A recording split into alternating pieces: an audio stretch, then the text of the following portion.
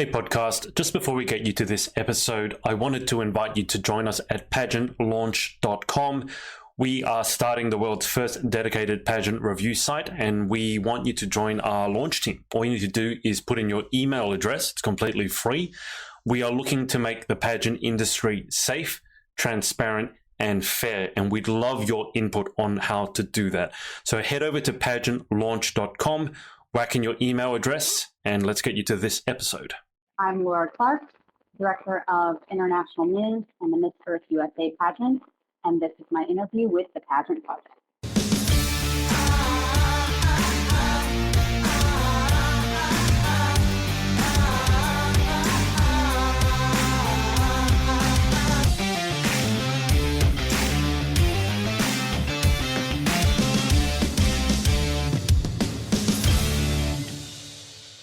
Hey everyone, it's Adrian from the Pageant Project with you, and I have a very special guest today. I always say that, but today it's definitely the case. Laura Clark, who is Director of both Miss Earth USA and the International Ms. System. Laura, welcome to the show. Thank you for having me. Now, there's a lot to cover here. And for you guys tuning in, if you have any questions, if you haven't watched any of my interviews before, feel free to put your questions in the comments, whether you're watching on Facebook, YouTube, or Twitch, and I'll pass them on to Laura. But Laura, I tend to start with pageant history, but why don't we start with where you are first? Because I'm in Australia. Obviously, your systems are American, but you're in neither of those places. So whereabouts are you at the moment? Right. So I live currently in Switzerland, which is in the middle of Europe, north of Italy. A lot of people confuse Switzerland with Sweden, which is way north and very cold. So we're in the beautiful country of Switzerland while my husband is completing a government assignment. And originally I'm from the USA, where we most recently lived near Washington, D.C. Right. And what's the weather like in Switzerland at the moment? Dare I ask? Is it sunny? Yeah. Oh my gosh, it's wonderful. It's about 1:00 p.m. afternoon here, and 80 degrees, no breeze, lots of sun. We're expecting some rain in the coming week, but usually that lasts a day or a couple days and then passes, and it's beautiful again. And it gets a little cold, but where I am, we don't get snow. We can see the snow-capped mountains, but we really don't get snow. I've only been here a year, so that was just Right. our experience this past winter. That sounds quite reasonable. Are you a fan of Swiss chocolate or Swiss watches? Yes and yes. Both are very excellent here. I mean, the quality of chocolate, and there are chocolate factories in several cities that you can tour, and they just will not stop feeding you chocolate. So we have lots of people waiting in line to visit for the scenery and the chocolate. And then my husband, of course, is obsessed with the Swiss watches. So those Right. companies are all very prominent here in Switzerland. Just out of interest, in Switzerland, do they call it Swiss chocolate or do they just call it chocolate? No, that is a really good question. I think I haven't really noticed, but I think they really take pride in things being Swiss made. So to them, Right. Swiss made, produced in Switzerland is quality, which it is. And they do a really great job here of doing that. So I'm pretty sure they make sure to note that their chocolate is Swiss made. Right. That makes sense. I mean, it's world renowned, as are their watches. Okay, so that's where you're at the moment. In terms of pageant history, now I do my research before interviews. With yourself, it's a bit difficult because there's so much I've been reading about you, mainly on the directorship side. I've read a little bit about how you got involved with pageantry. I believe you came into it in your 30s, but why don't you tell us in your own words what your pageant history was, how you got started in the industry to begin with? Sure. Well, it's only been about 10 years now that I've been involved in pageants. Prior to my entry to pageant as a contestant, I was a dancer, a cheerleader for the NFL, choreographer. My life revolved around game entertainment. I was educated and working in sports marketing. So that was where I thought my career path would go. I founded a company called Going Pro Entertainment. We did consulting and choreography for professional cheerleaders and sports teams. And when I was about 30 years old, and of course, I'd always known about pageants, but it wasn't really common in my circle of friends. Right. I was always super committed to my career as an NFL cheerleader. And anytime the opportunity to compete in a pageant would come up in my early 20s, I just didn't have time for it. So I always just brushed it off, and I had a few friends who did that and succeeded very, very far in that.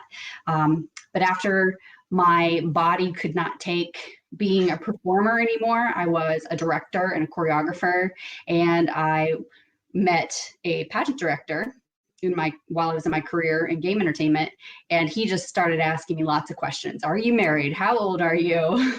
you know, all clearly finding out if I was eligible to be in his pageant. And that was for the Ms. United States program. So that was for unmarried women, basically in their 20s and 30s. And so I did enter the state pageant when I was 30. I think I was 30 or 31 years old, and then won the state pageant, and then went on to win the national pageant and become Ms. United States. So of course, I am very behind the scenes type of person. It's always made me very uncomfortable to be in photo shoots, and I love performing on stage and I love that aspect, but I started to really grasp the behind the scenes aspects of pageantry and was asked to get involved in some of the organizational aspects of the pageant, and jumped into a state directorship and then national marketing, worked for Miss World America, worked for Miss United States. And when the opportunity came up to direct for the Miss Earth program, that was a big decision, but I definitely was on board with that. And that's where the majority of my focus is now in my career. I've worked for them for 5 years. And then around the same time, I launched the International Ms. pageant because I had started as a Ms. and felt that the industry didn't really have a lot of opportunities for that age group and those type of women. So, and I had recently gotten married too. So our International Ms. pageant is for married and unmarried women. And so I felt that was important to not have separate categories, because we don't take into account the typical married women questions of how do you run your family and how do you keep a happy marriage? We don't ask those questions, which are both important questions. But so International Ms. has now operated for about 5 years as well. And that is my full-time career now, is being director for both these programs. And that's a fascinating insight. Can we just go back to the beginning? When you first entered pageantry, what did you think of it? For me, it was an outlet to get involved in my community, to stay motivated from a health and fitness standpoint, because we did have a swimwear category, and a way to meet new people, because I had just relocated to a different state. And I found pretty quickly that for me, it was similar to having been a professional cheerleader and the circle of people that you're around and the commitment. So for me, it was just an extension of what I had already been doing, except I only had to be in shape for the stage production. I didn't have to be in shape, and that much grind of what you're eating and how often you're working out. You only had to worry about that when you're actually competing. Versus being an NFL cheerleader, which was year round. That was your lifestyle, and constantly in the gym and constantly watching your figure. So for me, it's just a wonderful way, I think, for women to connect and to find a deeper meaning in what they do throughout their year. Of course. Just to bring you up to date, Laura, with the comments. Now, do you know a Diamond McCullough? It sounds familiar. No. Okay, she's just said she's been appointed the title of Miss Grand Havelock, and basically her birthday's coming up. She just wants you to say happy birthday, Diamond. Happy birthday, Diamond. Best wishes in your title. And Christy Peppers here has said, great job, Laura Clark. Christy's one of my friends from DC. All right, guys, I can see a load of you are watching. So if you want to ask Laura any questions, this is your chance. Put them in the comments below. If you just want to write nice comments about her, then you can put those in as well. I'm sure she'd appreciate it, and I will pass them on. Laura, can you just give us an insight into the life of a director? Obviously, I've interviewed over 100 queens now. I know quite well what goes on behind the scenes in the preparation. But in terms of being a director, for 2 systems, and then on top of that, being a director in 2020, and you've just hosted a virtual pageant, Right. how much time does it take? Because I got to say, that sounds like a lot of time, a lot of potential headaches, and a lot of things could go wrong. So can you give us an insight into sort of the daily life of a director? Yeah. And I had a baby in April. So I think that the beauty Seriously? yeah, I had a pandemic baby. Anyway, so clearly as a woman who's 40 and married and has a family, that is my priority, which I think is what's beautiful about being in a business ownership. You know, you do get the choice of what you do every day and when you schedule things. I am blessed that we're to the point that I have a wonderful team of people who are in the USA, who are state directors, who are, you know, working their own territory or their own responsibilities. So first and foremost, I just look at each month, each year, you know, where we are in the year, the season, as to what is a priority, because I lived my 20s and early 30s grinding day in, day out, you know, late night hours, as you're probably very familiar with. You know, when you're building a business, you have to put in all those extra hours. So I think for a pageant director, it really depends where he or she is in their career, because it does take a lot of work on the forefront to build your brand, to do marketing and attract your viewership and your participants and your team. So now I'm really blessed that I get to, you know, vacation if I want to, take a 4-day weekend. But if it is the 4 weeks prior to a national pageant, that doesn't happen, because I can't even get my mind off of the list of things that have to be done. And in our industry, it's very last minute. You know, you can plan and plan and plan, but then all of a sudden things will change. People will drop their responsibilities, new opportunities will come up. So during those last 4 to 6 weeks prior to a national pageant or an international pageant for International Ms., I am very dedicated to the team and who is completing their responsibilities. But I do, you know, have learned by now that balance is important, sleep is important, exercise is important, sunlight Sleep is important. Yes. Yeah. So I still have learned that I need to take time for myself and only overwork myself when absolutely necessary. That sounds like a plan. Now, a familiar face here, Mikkel, has said, "Hi, Laura. Love seeing you and miss you." Where is Mikkel at the moment? Is she in Serbia? Yes. Yes. She just settled in Serbia. Right. It was coming back to me eventually. Laura, in terms of staying organized, because you've already identified you've got, I don't know how many responsibilities, and I'm sure in terms of a to-do list, I don't know if you could have a to-do list. I mean, it would cover an entire wall, but how do you stay organized and on top of everything? So I am really big on to-do lists.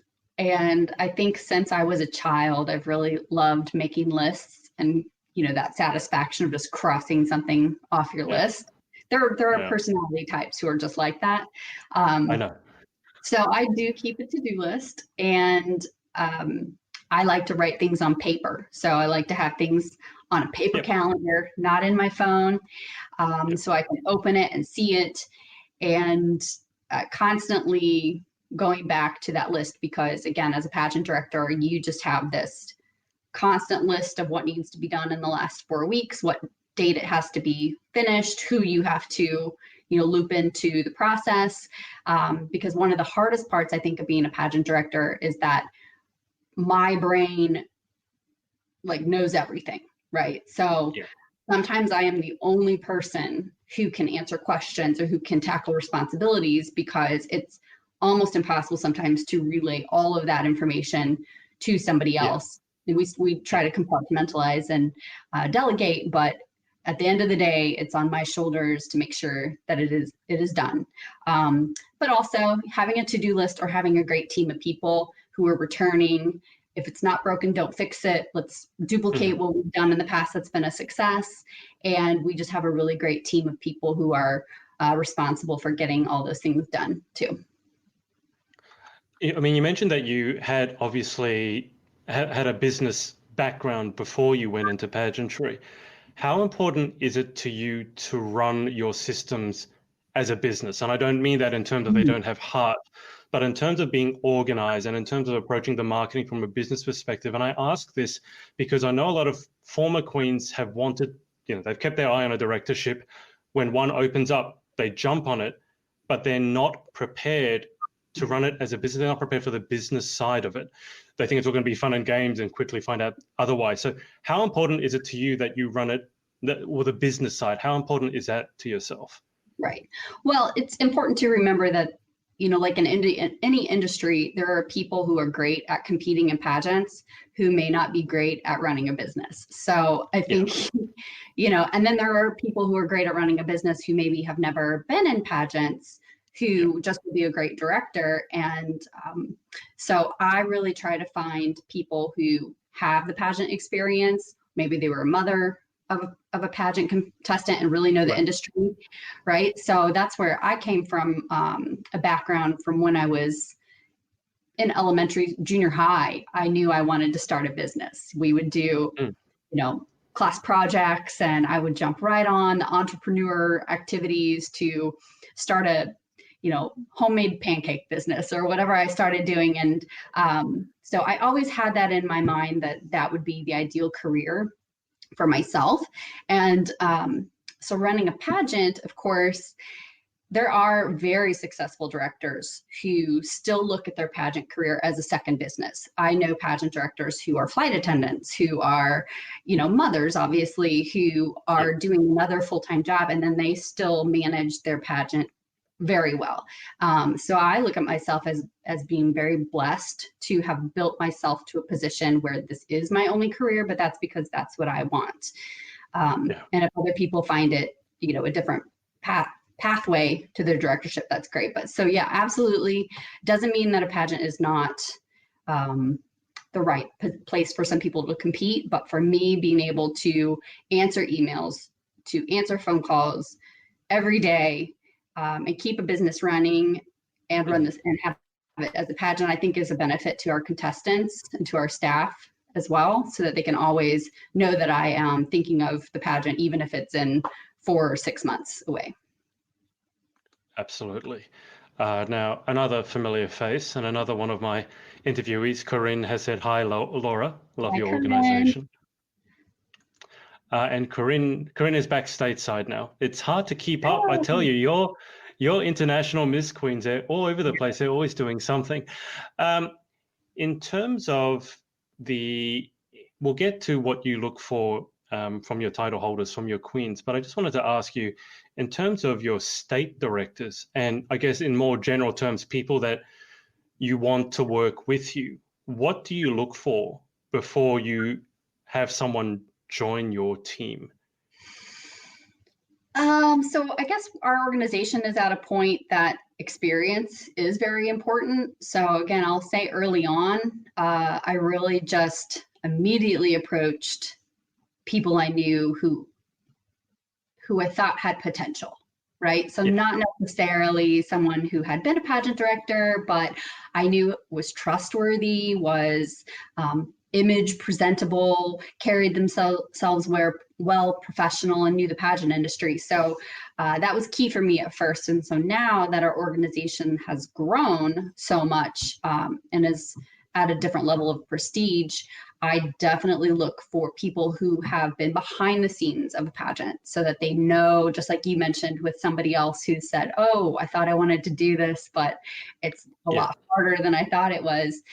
It doesn't have to be hard. You just have to have the mindset to approach your job responsibilities as a director. And you also have to understand that you aren't the limelight. You aren't the person having, the photo shoots. You have to be ready to open the door. So what I run into a lot of times is that women are still competing. Not saying that's not bad, because who knows, I may compete again one day, but I think I look for people who are kind of finished with the competitions and ready to be a role model and mentor other people. I interviewed a lot of queens who love being in the limelight, even if they appear to be introverted. They love being on the stage. So do you ever find it maybe a struggle with directors in particular, that they might still want that limelight? I mean, it's got to be difficult to let that go. Right. Well, like I said, it's just sometimes you do find people who are on the brink of retiring or just came off of a really strong, recognized title, and they just maybe won't be ready, because being a director, you have to concentrate on that. Even if you have another career, you have a family. And I think the way it should be is, if you have a title, that's just, or if you're competing for a title, then that should be your focus in a lot of ways for that organization. And some pageants don't require that, so it might be a little easier for those people. But I mean, more often than not, I find that directors who, after they've had the initial conversation, after they witness what other directors in our organization are doing, they get it. And so we rarely bring on directors who aren't ready for the job, if we've done our checks and balances and fully prepared them for what they need to be doing. And there's a great income opportunity. That's also a big hurdle, I think, as a director, is you have to probably invest a little bit and be ready for, like any business, you have to be ready for a year or a couple of years where you're kind of barely getting by and you're not there to make an income. And eventually there is an income opportunity if you focus on the right things. And Laura, how big is your team sort of at the moment as we speak? So we have a national staff and a board of directors of about 10 people, women, all women on our board of directors. This is for Miss Earth USA. So I'll talk about Miss Earth USA and then International Ms. But so Miss Earth USA goes on to the Miss Earth competition, and we have 4 competition divisions. So each state director has to name 4 title holders of different age groups. And then, so our national board of directors manages the overall process, the branding and how we're preparing for the national pageant. Then we have state directors. So, maybe 15 or 20 state directors. We certainly don't have as many, in the USA, we've got 51 states and territories with DC plus territories, not including Puerto Rico and USVI and other territory opportunities. So we don't have all our states covered, but we do have directors who oversee multiple states. And then we have states that don't have any directors. They're just what we call at large. And the national office handles those states as well. So 15 to 20 state directors. And then for the International Ms. Pageant, it's pretty much me. And then I really do look to our title holders to be the marketing face of the organization to help with recruitment. And then I have a couple of great staff members who do assist on the International Ms. side, and we bring in like 6 staff members for the actual pageant.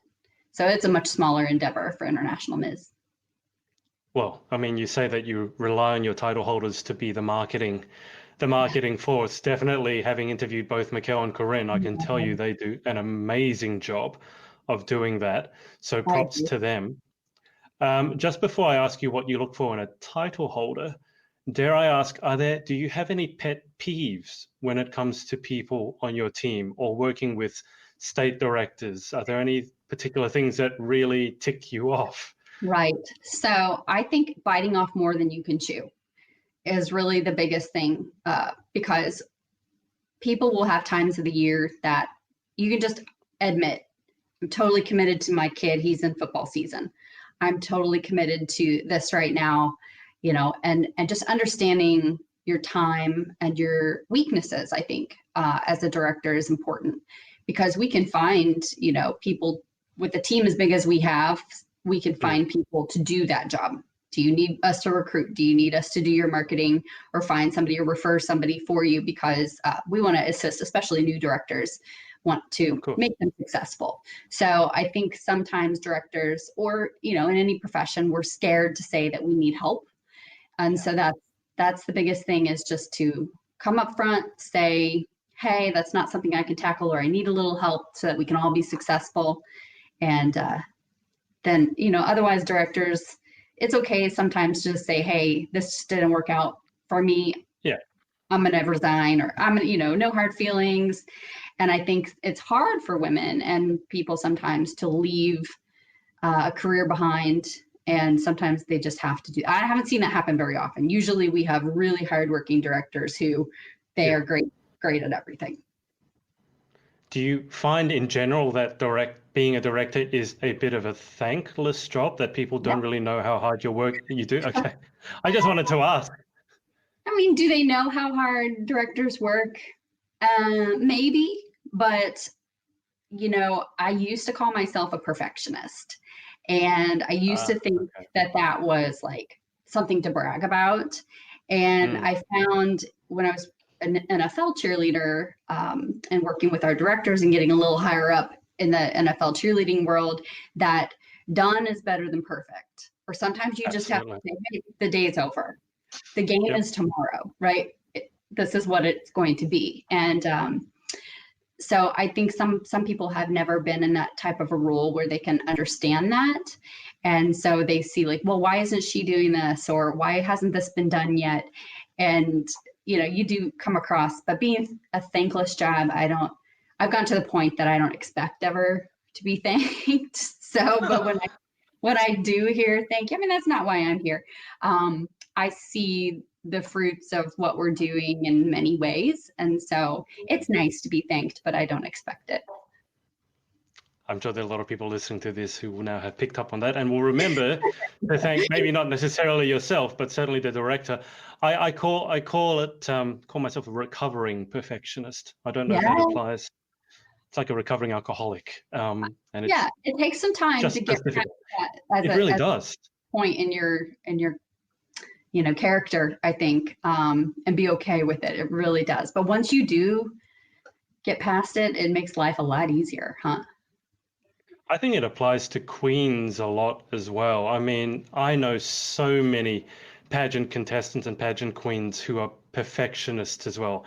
Every little thing needs to be in place. They will agonize over one Instagram post for 2 hours and then still not post it. So it's not just a directorship issue, it's also with your contestants, surely. Right. Well, and I mean, when you are competing for, a title of that caliber, I don't want to say perfection gets you to that title all the time, but in some systems, it's so competitive, that you've missed, a couple points and all of a sudden. So, but that's a whole different conversation to talk about, like winning is not everything. Of course. Now we've got a question here from Rafael Brian Marquez Pile. Hope I pronounced that correctly. I just want to ask Miss Laura about her reaction and opinion about virtual beauty pageant. This was something that I mentioned before. So obviously you've just run the Miss Earth USA system as a virtual pageant. I guess first question is, did you have to make the choice between doing it virtually and doing it in person? So we had our national pageant, Miss Earth USA, scheduled originally for July in Las Vegas. And I was one of the biggest deniers of our situation for the longest time. It's going to happen. Everything's going to clear up. We, of course, learned in March the situation of our world. Our venue, the same way. Our venue ended up closing, casino, showroom property in Las Vegas, and they too, well, we're going to reopen, shows will come back. So I think everybody in our circle was very optimistic. And eventually it did come down to the property just was not open. So in the USA, different states have different rules. Based on the governor's rules. And, some things were opening. So you're seeing pageants happen in Florida, you're seeing pageants happen in Nebraska, but they were not authorized to happen in Nevada. Yep. So we very briefly considered uprooting the whole thing and moving it to a state that would allow us to have the pageant. And I think at that time, we just reflected and said, first of all, we had to have a representative to compete for Miss Earth. So that was our priority. And then our other age divisions, we just decided there was really no sense of urgency. All of their international pageants will not be happening because we have 3 other competitive divisions, Miss and Teen, that go on to their own international pageants, and those had not been scheduled. So we just delayed all those divisions, and we went ahead and gave women the option to compete in the USA virtual pageant, because we had about 10 candidates who this is their last year of eligibility.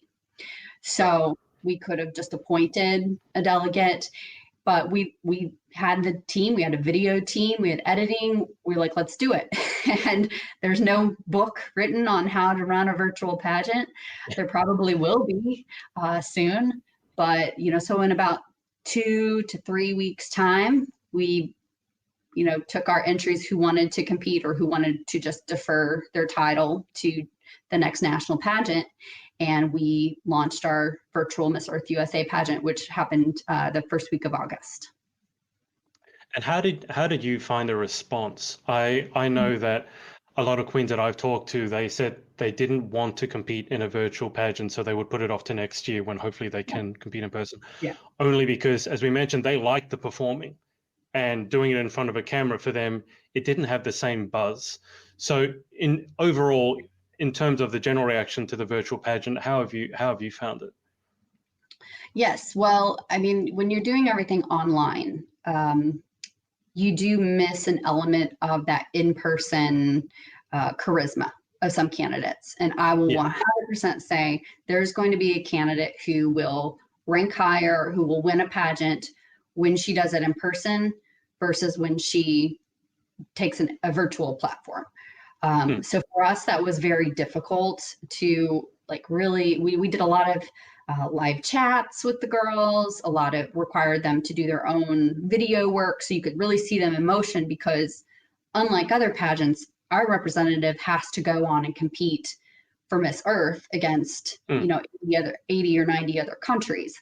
So we still needed to feel very confident in our delegate who won, and we've never met her in person. So wow, so I believe that some of the pageants that must do a virtual pageant can be very successful with that. You still have the platform, the women, the contestants, the girls, they still have a voice in today's day and age with technology. But I 100% agree with a lot of those contestants that say, hey, I'm just going to wait until I can actually be there in person. And so that's why we tried to give people both options, which has been, I think, well received. But again, there's about 10 of our contestants, but they have another division. That's the great thing about pageantry right now, is it may be your last year for that particular title, but there are other pageants, there are other titles, and hopefully we'll all resume normality soon. Fingers crossed, all fingers crossed. Did you find that there were any sort of unexpected plus sides or bonuses to actually doing it virtually? Right. So I think we've realized some things that we can do surrounding a national pageant that don't need to happen in person. Right. So same thing like with businesses right now who are realizing that, hey, maybe we all can work from home and be successful. There are fewer distractions and things like that. So the next time we have, and even in the state that we're in right now with the potential virus transmission and shortening a national pageant, we used to have an 8-day, 10-day national pageant. So can we shorten that and just for the next few years, make sure that there's less exposure. So we are going to, in the future, hold interviews virtually. For at least the next year, we're going to do that as a virtual Zoom room interviewing, or different, as directors and organizations, we put a lot of pressure on ourselves for the girls to arrive in person, and then we video them. So we video their introductions, we video behind the scenes and all these things that, my contestants have amazing phones. They've got these iPhone 11, and I'm like, how did you shoot that video? And they're like, yeah, I have the iPhone 11. So there are a number of projects, I think, that we can put in their hands and then edit things together. That would be a nice behind the scenes editing. So, I think that it will help us to, get a little bit more prepared so we're not so overworked and rushed when we actually get to pageant week. I think that's interesting, and that's a point worth discussing, is you put sort of more of the onus on your contestants to do the work, and sometimes they will not do it so well, but I think other times they will do a better job than you ever could have imagined, even if it's just with their phones. Right. So I think that's a point well taken. Now, Laura, you've just got a couple of other comments here. I think there's a few people tuning in from the Philippines. If you're tuning in from the Philippines, I will say hello. Lindsay is definitely a great follow-up to Imani, and we've talked about the virtual pageant. When is the Miss Earth virtual pageant? So, and this Miss Earth, which we've known for a few weeks now, has also decided to operate as a virtual selection process this year, whereas a lot of international pageants, Miss World, we don't know about Miss Universe yet, but they've just said, we'll see you next year. they just skipped a year, essentially, right? Miss International. So Miss Earth, which it's a huge undertaking for them to decide to do that. And I'm very grateful that they did, because we're showing that your message as a title holder is important in your own countries, even if international travel is difficult and pretty much impossible. Right now, we still should have a voice. And there are a lot of new things that we can learn through this process. So we start, I guess it's Monday, technically, is when Miss Earth, September 21st. I think there are still some delegates in some countries being selected over the next week or 2 weeks, but the competition aspect actually starts on Monday, and then it goes through November 29th. So it's a little over 2 months of live streams, virtual chats. Wow. Yeah, and then they'll have an actual televised coronation final pageant on November 29th, which is televised in several countries. Wow. But nobody's going to meet. As far as I know yet, nobody will actually ever be in person, meeting in person from our delegates. Okay. I was just reading a bit about yourself in terms of what some of the delegates have said about you, and they've said that when they're one of your title holders, or when they're competing in your systems, that you really take quite a hands-on approach in helping them prepare, helping your title holders prepare for the international system. Given that the international Miss Earth is going to be virtual, have you been able to help Lindsay prepare in the same way? Have you been helping her prepare in a different way, or do you have no idea what's going to be asked of her for the international competition? Right. So things are totally different this year. They really are. Yeah. We have to submit, I think, 15 videos to the Miss Earth office. Wow. Right. So, you take a step back and say, okay, it's just like it used to be, where we're coordinating all your outfits and then we're sending you on a plane and saying good luck. We actually get quite a bit. I think as a national team, we have quite a bit more influence this year on her success. Not that she needs it, because she's got she's just a pro, has a future lawyer, full-time model. She is doing great. And also in the USA, even when Imani was based in Atlanta, based in Georgia, and then our national team, I was based in Washington, D.C., I wouldn't see her, maybe more than once during her planning process.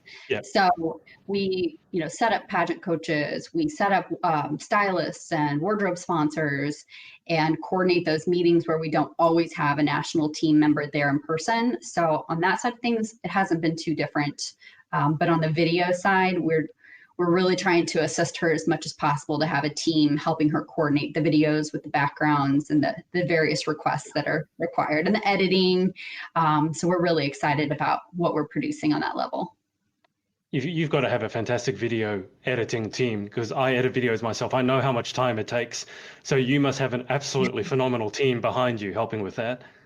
Well, I mean, we hope so. You can only put forward your best work. I think they've already released some of the introduction videos. So if you go to the Miss Earth YouTube page or Facebook page, we produced a 2-minute introduction video. And I actually did get to go back to the USA and help Lindsay in person and be there, which was great.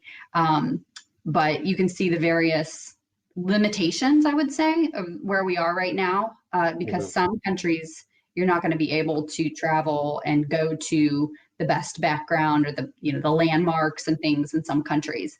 And so for us in the USA, we're really trying to pinpoint the best backgrounds, the best settings, and work with that, as well as the editing can always be done. You've seen that with various productions that have been, The Voice and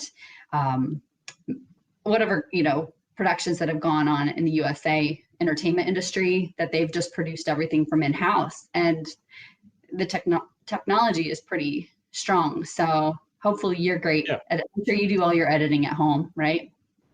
Yeah. Right on this computer right here. I was going to say, if all else fails, you just use the green screen. I mean, you can't actually wear a green gown. I was like, I'm going to build a green screen in my living room for the kids to play with. It's not difficult. If you have a spare wall behind you, just paint it green, or literally a piece of green cloth, and then you can put your title holder wherever you want. Just make sure it's well done, because if it's not well done, it looks it's like a bad superhero movie. Now, Neri here has said, good luck to the whole team of Miss Earth USA. And I believe this might be one of your previous contestants. Hi, Laura. Of course, thank you for everything. This is Leanna Marguerite. Virtual interview process was seamless, so I'm excited about that aspect for future contestants. Do you think there's a possibility of additional virtual chats/events that could feed into scoring and getting to know the women outside of Pageant Week? So we already had, I think, with both Miss Earth USA and International Ms., an element of they produce their own videos, or we do chats on social media. And so that's, anything additional that we do as far as events, that's also been a challenge, I think, because of COVID right now. Is we've usually said, hey, you need to go do appearances, and you need, plan your own events. So I think it's just a mindset change, and we find value, especially in technology and social media and videos right now, because we do expect our title holder to take on that responsibility, to post stories to her Instagram, to, address her fans via, in her bedroom or living room. So yeah, I see with pageants that being a big part of an integration moving forward. Yeah, I completely agree with you there. Guys, I can still see a bunch of you are watching. So if you have any more questions for Laura, make sure you put them in so that I don't miss them. You don't miss your chance. Laura, I just want to backtrack. I was going to ask you this, and then we got onto that, what we were talking about. But in terms of title holders, what do you look for with your title holders? I'm sure this is a question that you've been asked a billion times, but I feel like I have to ask it. So I think loyalty is a big thing right now. We live in a world where there are a lot of distractions, where there's always the next best pageant, right, for them to launch, into. And, when you win a title, you need to be committed for the year. Not to mention that it's always my goal that we have a title holder who will continue to want to be involved in the organization, who doesn't look at this as just like, I'm going to have a crown for a year and then I'm going to go do this pageant, or I hope to eventually win this title. I think that the programs that I'm involved in have great merit, and they should want to be a bigger part, not necessarily a director or a national team member, but the best thing I can have out of a title holder is a legacy. So she continues to stay involved. She continues to recommend the program, give advice as to how to expand. Then, eventually you have to hand it over to the judges. And I run my systems very fairly. And so I try to develop a scoring system that's very well-rounded so that we can capture her whole personality and her whole capability. Yeah. I think that's very well put. I remember reading somewhere as well, and we've had issues. I've discussed with other directors and other queens the issue of someone who wins a title and then puts a crown on her head and then does nothing. You never hear from her again until basically handover, and someone worded it as not just that it's a shame, but that actually has stolen that opportunity in many ways from the other contestants who would have done a lot more with it. So is there any way for you as a director, because obviously you've got the scoring system, and as you said, you have to be ultra fair. Is there any way to account for that in the judging system? I mean, only if the judges ask those types of questions. You know, Right. what's going to happen in 6 months when you are tired of doing the work, right? But you know, in anything in life, it's you fake it till you make it, and you say things to get yourself into that position. Politicians say things to get themselves elected, and then you know, Yep. where are they left in a few years or months? So yeah, it is very difficult. And that's, again, I think virtual pageant versus in person. I think in person, you can feel the sincerity of people. I have a national director group that I am a part of on Facebook that we only recently started chatting about different things. And it has been thrown in the mix that all of our contestants should have referrals submitted from previous directors. Oh, Not wow. necessarily that that's required. So it either has to be a previous director of your pageant history, or, you know, an employer or somebody who has, when you're talking about a big, you know, responsibility for your title, going on to an international pageant or holding that title for a year. So I haven't implemented that, but that might be something, because it's, I don't know. I mean, you just never know what to expect. Also, you have to get into the mindset, I think, of a title holder. And we all get burned out. You know, what's going to motivate them? So I think as a director, you have to sit face to face to them or talk to them personally and say, you know, what is your motivation? What do you want to do this time of year? Where do you need our help? And hopefully keep them engaged for their whole reign. Of course. But that idea of a referral system, I know another director who floated that as a joke. And everyone thought, oh, you can't possibly do that. But I actually love it, because that's what you would do if you were interviewing for a job, right? A high-flying job, or even just an entry-level job, you need a referral. So, and I think winning a title in many ways, you're winning a year of service, is the way I've heard it. Right. And if you want that title, then you need a referral to back it up. So what are the chances? Was that just a late night, someone threw it out there, or what are the chances of that actually happening? Well, I mean, you have to think of the time commitment. Then somebody's responsibility is to read and collect all the referrals, right? And so just like any job that or any corporate situation, it's like, well, okay, well, who's going to do that? So we'll see if that ever comes to fruition. But title holders should also remember that we do, you know, as directors, we do talk to each other. And it has happened where another director has seen someone in my program and contacted us and said, you know, she seems great, but you should know this. And I think that it's hard, I think, as a pageant director, to keep that fairness. As you mentioned, how can the judges know that? Well, a lot of times they can't. So that's a big hurdle for us. That's one of the hugest hurdles that I've identified, and I don't know how you handle it as a director, because unless you literally kick the person out or prevent them from competing, and it's very difficult because you might not be able to tell them why you're doing it, then the judges may have absolutely no idea. So I certainly don't. And everyone deserves a second chance too. So just because a previous organization didn't work in their favor, they didn't, you know. Yeah, so they deserve the chance to fairly compete and win the next title. Absolutely. Now, Laura, just in terms of the awards, this is one of the things I just have on my other screen here on the Pageant Planet, the list of awards that you've won, both for yourself as a director and the systems. There's a load of awards. I won't get you to go through them all, but are there any particular awards that you've won that you sort of have felt more deeply about, that have meant more to you than some of the others? So each award program operates in a different way, right? So Pageant Planet has evolved. Pageant Planet is one of our biggest media resources in the world, if not, you know, in the USA. And so the way that they were selecting awards one year, you know, this past year, it's been totally different. And I know that this past year they worked on referrals, they worked on reviews. And previously they would just, I think, have their own internal panel decide, oh, here's the best pageants, here's the directors. And so I'm happy with the way that they've kind of put it into their their users, their voters' hands. And I think that's the proper way to do it. So I was really pleased that Miss Earth USA ended up being selected as the best pageant in the USA. And also, it's very common for people to say, well, what about Miss USA? Leading into Miss Universe. So somewhere out there, let's face it, Miss USA doesn't need to be ranked.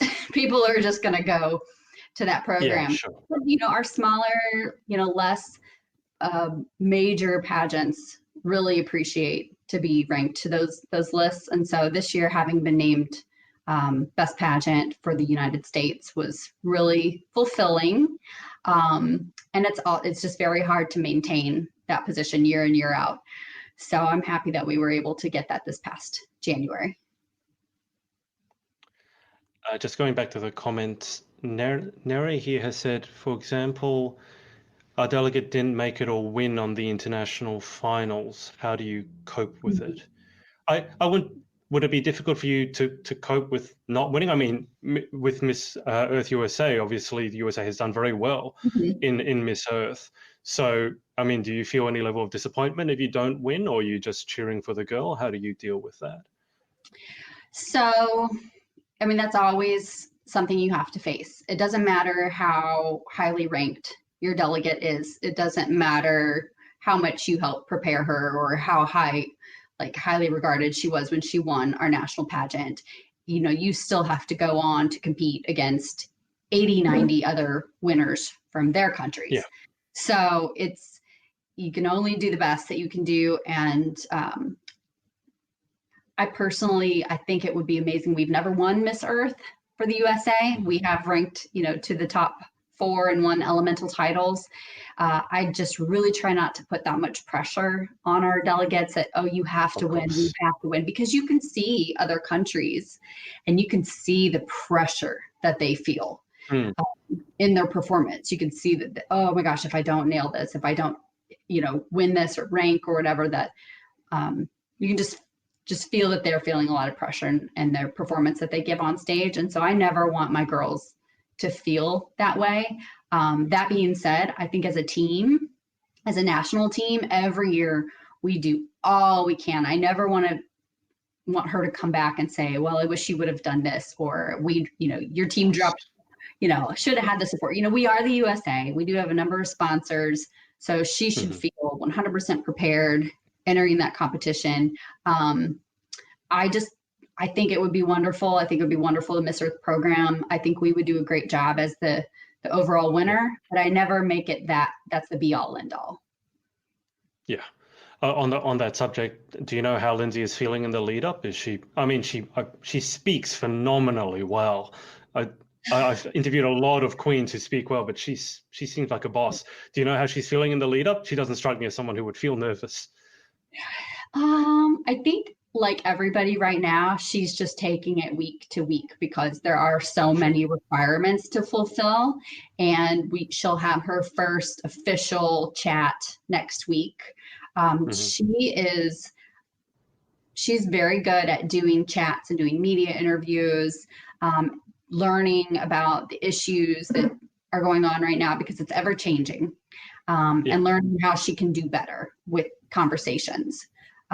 So how she's feeling, I think, is probably a little overwhelmed,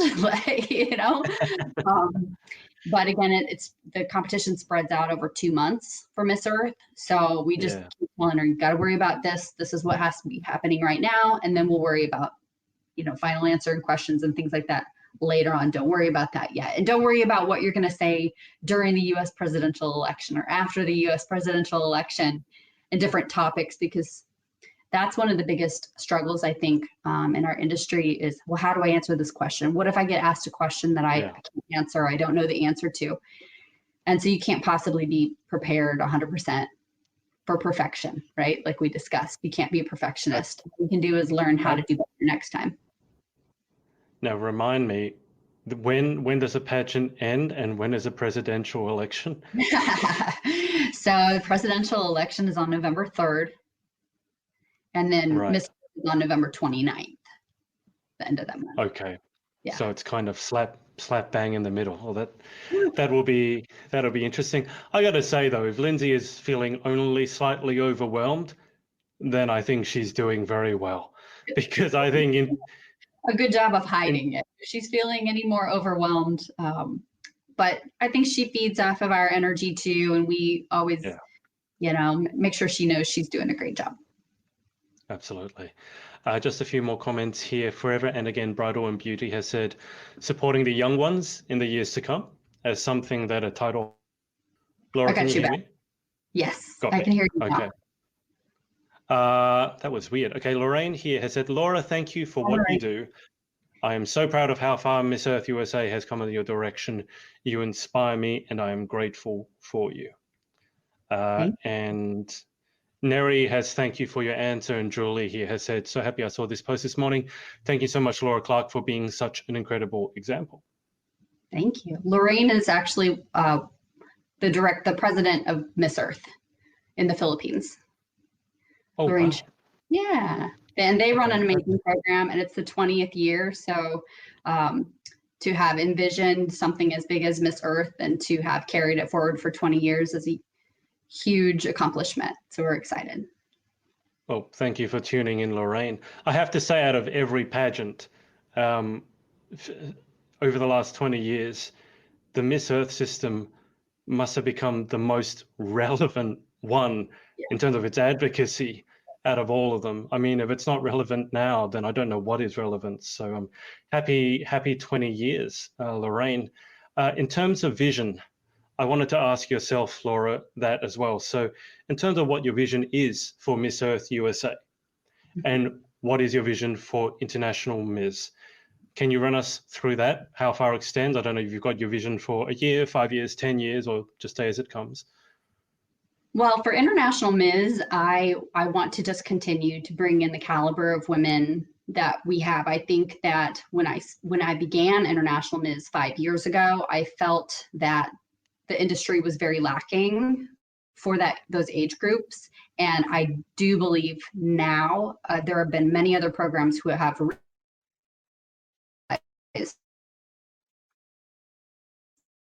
that, hey, these are ages you should pay attention to. And so titles established for Ms. and Mrs., ages increasing, and a number of evolving programs in the industry. So for International Ms., again, I just make sure that the grant opportunity and to elevate the program and give those opportunities. So then for Miss Earth USA, I feel like we're on track to be named within the top 2-3 programs in the USA, and to elevate the Miss Earth cause within the United States, because as you mentioned, the Miss Earth program, or Miss Earth cause of environmentalism, is extremely relevant. And so I would like to continue to expand our media exposure and our message, and the work that doing in their community. Laura, sorry, we're just losing you a little bit. I think it might be your internet connection. We just wait a little bit for it to stabilize. We sort of heard you in bits and drabs. Can you hear me okay? I can't hear you. Okay. We'll just keep an eye on the connection and make sure that it stabilizes. Can you just repeat what you said, like the last couple of sentences about Miss Earth, in terms of what you saw your vision for Miss Earth USA, and we'll see if the connection lets you actually come through this time. Sure. So what I envision with Miss Earth USA for the next few years is to elevate the pageant within the industry, and I think we're on track for that. So we're highly recognized as a well-known national pageant now. The Miss Earth mission to impact environmentalism, for people to realize that they have the responsibility in their own homes, in their lives. That's what our title holders are able to impact the most. And so I want to continue to allow that to happen and grow. Absolutely. Okay, now I just keeping an eye on the time. I've kept you on for an hour already, so I don't want to keep you here forever. Just before we move to the final 10 questions, because I always finish my interviews with the same 10, just quickly, what do you do to relax? Do you have any time to relax? Do you have any hobbies? Do you have any weird indulgences when you're not in pageant business mode? Yeah. Well, we live by a lake, so I love being next to water and just seeing water, walking, and not necessarily swimming, but I'm not a good swimmer. Yeah, but just the scenery that is around me where I live, just getting outside and getting exposed to that is what I try to do every day, if not every couple of weeks. Sounds good. And finally, shout outs. It's probably impossible for you because you'd probably forget someone. So do you want to risk offending someone by leaving them out, or do you want to just say, you know who you are? That's what I've advised everyone else, is just, you know who you are, because then you don't miss anyone out. But any thanks or shout outs? I definitely want to shout out to you for what you're doing and the interviews. I've been watching a lot of your interviews and your goals in the pageant industry. So thank you for doing that and being a great interviewer.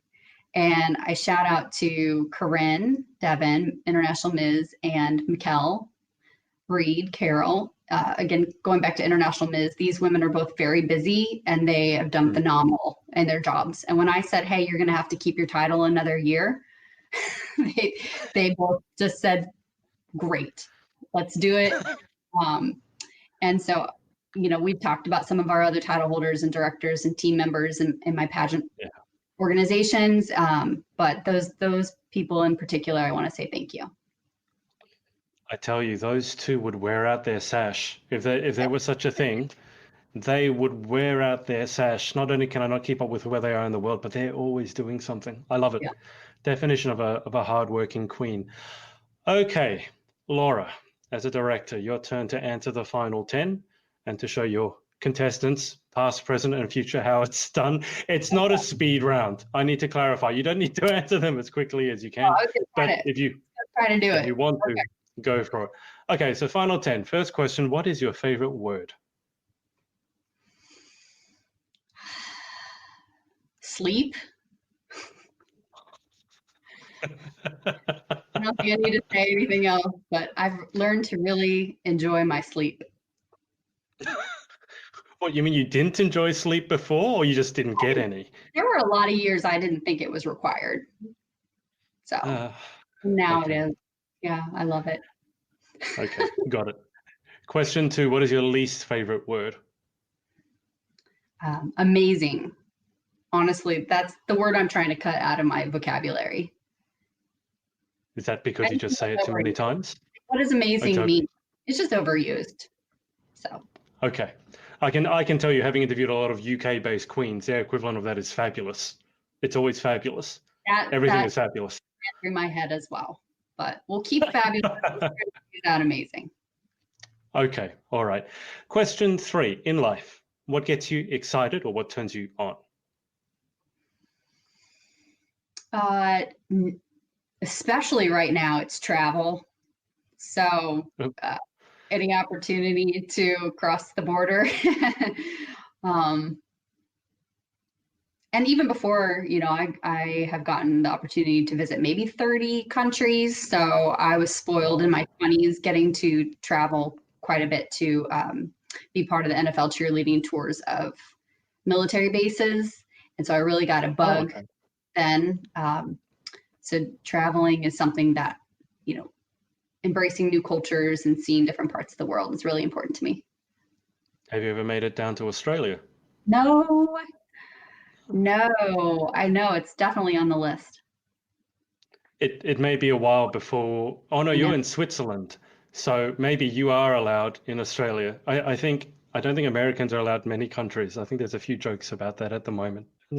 We'll move on from that. Question 4, what turns you off? Probably clutter or and not just like in your physical surroundings of clutter, just in your life, in your brain. So just thinking of and I've come to a point in my life that I have to say no to a lot of things that just aren't going to fit my goals right now. And that way you just you're only concentrating on your family, your career, aesthetics, your health, and getting all the clutter out. Yeah. We were talking about to-do lists before. Do you find that writing your to-do list helps reduce the mental clutter, just getting it out on paper? Yes. And I've been known to be a little bit of an insomniac. So to wake up, especially when you're receiving messages from multiple time zones, like Oh, yeah. big goal of mine right now is put it on a to-do list, maybe on your bedside table. Don't let it continue to run through your brain, and tackle it tomorrow. And now I see why you don't get any sleep. Question 5. What sound or noise do you love? What sound? Silence. So, I think we're seeing a common theme here of relaxation. Yeah, I have a 5-month-old baby and a 2.5-year-old daughter. And when they go to sleep, the silence is beautiful. I was going to say that the common theme seems to be things you can't have. Silence, because you just had a new baby. Sleep. It's all the things that you wish you could have, but you don't have at the moment. Ask me again in a year and you'll probably get totally different answers. Okay. Question 6 then is, what sound or noise do you hate? Do I hate? What sound or noise? Well, immediately I think of fingernails on a chalkboard. Have you ever heard that? That is probably the most common answer I get to that. I was going to take a guess that you were going to say that the sound of your child screaming or crying. That's inevitable. You've learned to expect that. But the other answer I might say is the phone ringing, because I'm not a big phone talker. I prefer texting and emails most of the time. So when the phone rings, it's like, oh, shoot. Something really important. Or it's a spam call or somebody I don't want to talk to, usually.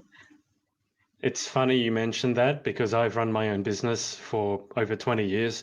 I currently have my phone permanently switched to ignore, because I feel if anyone needs to get a hold of me, they can message me. And the other 80% is all spam calls. And as you said, people I don't want to talk to anyway. So I don't use my phone as a phone anymore. Right.